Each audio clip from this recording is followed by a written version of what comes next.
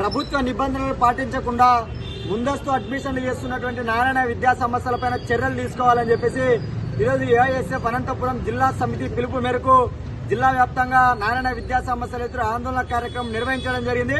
అందులో భాగంగా అనంతపురం నగరంలో బస్టాండ్ దగ్గర ఉన్నటువంటి నారాయణ పాఠశాల దగ్గర ఏఐఎస్ఎఫ్ ఆధ్వర్యంలో ధర్నా కార్యక్రమం నిర్వహించడం జరిగింది. ప్రధానంగా విద్యా సంవత్సరం ప్రారంభం కాక మునిపే ముందస్తుగా అడ్మిషన్లు చేస్తున్నటువంటి నారాయణ విద్యా సంస్థలపైన చర్యలు తీసుకోవాలని చెప్పి మేము డిమాండ్ చేస్తా ఉన్నాం.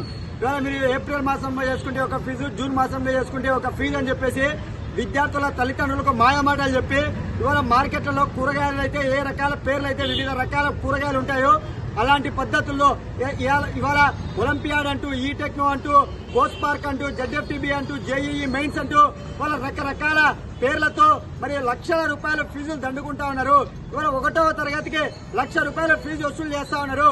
అదేవిధంగా నారాయణ విద్యా సంస్థలలో ఇవాళ కోస్ట్ పార్క్ అంటూ, సూపర్ చైనా అంటూ ₹2,00,000 మరి జూనియర్ కళాశాలకు ఫీజు వసూలు చేస్తున్నారు. కానీ జిల్లాలో ఉన్నటువంటి ఆర్ఏఓ గారు కావచ్చు, డిఈఓ గారు కావచ్చు ఏమాత్రం కూడా స్పందించలేదు.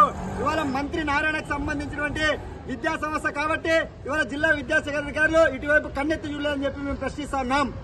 మరోవైపు ఇవాళ పుస్తకాల పేరుతో ₹1,000 వ్యాపారం చేస్తున్నారు. ఇవాళ 1వ తరగతి నుంచి 10వ తరగతి వరకు చదువుకున్నటువంటి విద్యార్థులకు 10,000 నుంచి 20,000 వరకు పుస్తకాలకు అమ్ముతున్నారు. ఇవాళ నిబంధనల ప్రకారం విద్యా సంస్థల పేరుతో ముద్రించినటువంటి పుస్తకాలు అమ్మకూడదు. ఉన్నప్పటికీ వాళ్ళ విద్యా సంస్థల్లో డంపు చేసుకుని ఆన్లైన్ రూపంలో 10 మందిని ఒకసారి విద్యార్థుల తల్లిదండ్రులు పిలిపించి పుస్తకాలు అందజేస్తున్నారు.